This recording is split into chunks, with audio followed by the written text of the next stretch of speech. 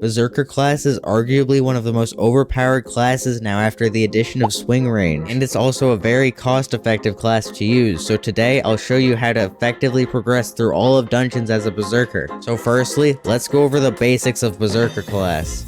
It mainly focuses on melee damage, which just means that you're directly hitting the mob instead of attacking it with a bow or through magic damage. But now if you have a good amount of swing range, then if you just hit near a mob, it will hit all the surrounding mobs. So now let's go over some of the early game floors. The entrance should be pretty easy for you, and if it's not, then you should probably wait a bit until it is. You need combat 15 to even unlock this floor, so to get that, I recommend doing something that can also make you some money, such as killing zealots. Now for the gear to use for entrance, I recommend either using strong or unstable dragon armor. You can get this armor by either killing dragons or you can buy it on the auction house. For your weapon, you can either use an aspect of the void, or you can use an aspect of the dragons if you have the combat level requirement.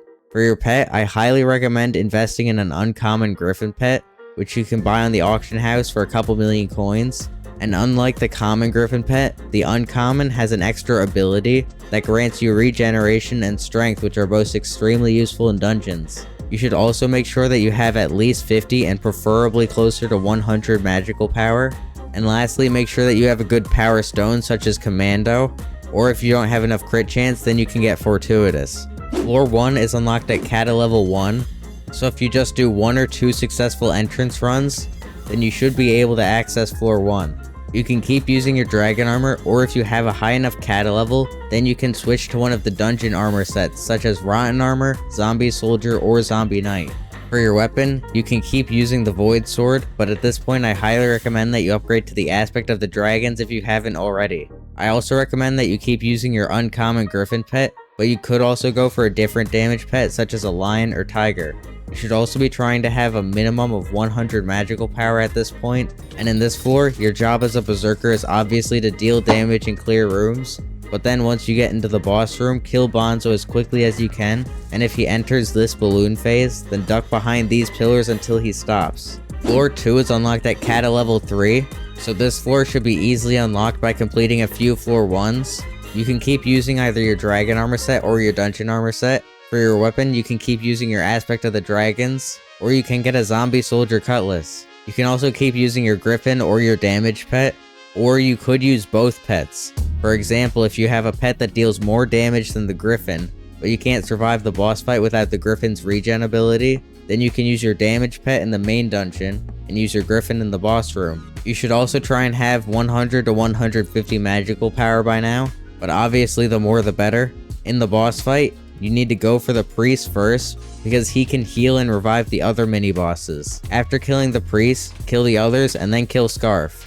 Floor 3 is unlocked at Kata 5, and for your armor, you can keep using your dragon or dungeon armor sets from floor 2. You can also keep using the same weapon and the same pet. And at this point, you can also keep aiming to increase your magical power as much as possible.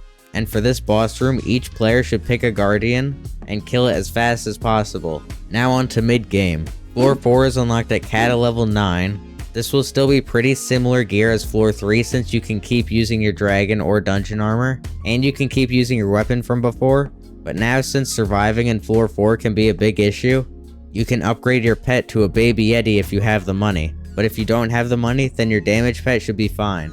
I also recommend aiming for 150 magical power and preferably more. This floor is where it can start to get a bit difficult, so make sure to keep hitting the mobs to lifesteal as much health as possible, and make sure that whenever the spirit bear spawns you kill him quickly, take his bow, and shoot Thorn. Now floor 5 is where your Berserker setup will really get an upgrade. It's unlocked at Kata level 14, and once you complete it you can get Shadow Assassin armor. If you don't have enough money for the full set, then you can keep using Zombie Knight chestplate with 3/4 Shadow Assassin. For your weapon, you can use a Livid Dagger or Shadow Fury. These will be massive improvements from your previous weapons, and you'll likely be using these weapons for a while since your next one will cost a lot. Now for your pet at this point, I highly recommend having a baby yeti if you can afford it, because it will massively help with your survivability since it gives you so much extra defense. You can also try giving it a Dwarf Turtle Shellmet, which will eliminate most of the knockback you take.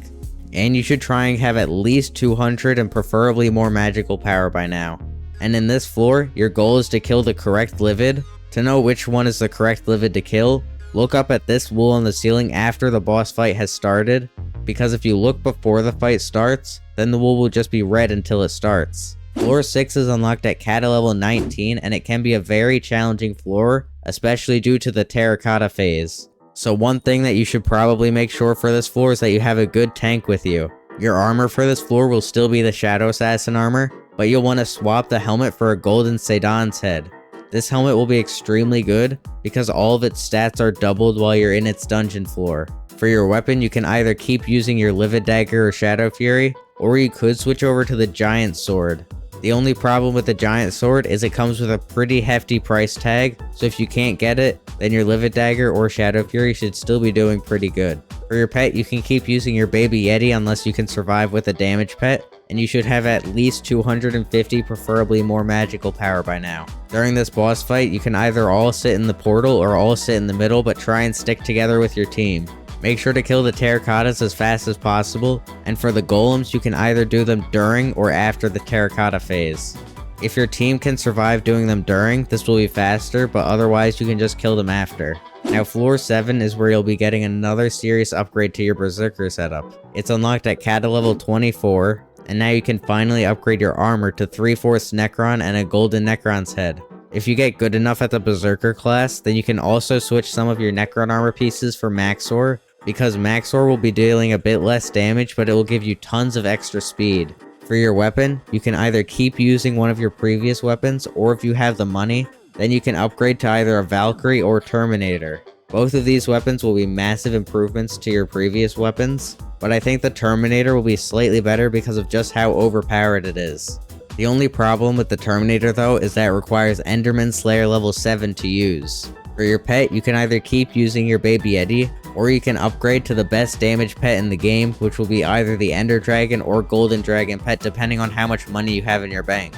And you should also be aiming for a minimum of 300 magical power, and of course, the more the better. You can also try and get a better power stone such as Bloody, Hurtful, or Silky. This floor will also have a much more complicated boss fight, so let's go over each phase. Firstly will be the Maxor phase. In this phase, your goal is to get these 2 crystals and put them on these pads. After the laser activates, lead Maxor into the laser and damage him as much as you can. Repeat this process until he's dead and the floor opens up into Storm phase. In Storm phase, you'll want one person to stand on the pad, and everyone else needs to lure Storm under this pillar and attack him.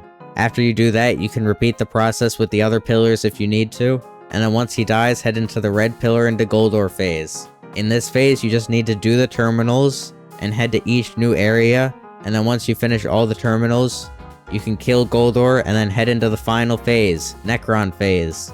This one's the simplest, just head on to this middle platform, try and stand back as far as you can with still being able to hit him, and just attack him until you win. Now Master Mode will be much more difficult than the previous floors because of how much more health and damage each mob has. For all of Master Mode, you'll pretty much just be using 3/4 Necron, and either a golden or diamond head of whatever floor you're currently on. For your weapon in Master Mode, you should probably be using the Terminator by now, but one of your previous melee weapons could work for some of the lower floors. You should also try and have either an Ender Dragon or Golden Dragon pet. You should also probably have at least 500 magical power before you even consider doing some of the later Master Mode floors. And of course, the more magical power you have, the better. Now let's go over all of your extra useful items that you can use at any point during dungeons. Firstly, make sure that you always have the basic dungeon items on you such as a Super Boom TNT, Trap Diffuses, and Spirit Leaps, because these items will be useful if not essential in most dungeon floors. Next, you should try and always have either an aspect of the End or an aspect of the Void. They greatly increase your maneuverability in dungeons, so that you can get around quicker and complete more secrets. Another thing that I should mention is your enchants. On your weapon, make sure that you have either Lifesteal or Siphon, and which one you should get just depends on how much crit damage you have, but Siphon's almost always better. For your armor's ultimate enchant, I highly recommend having either Legion or Last Stand, depending on how well you can survive.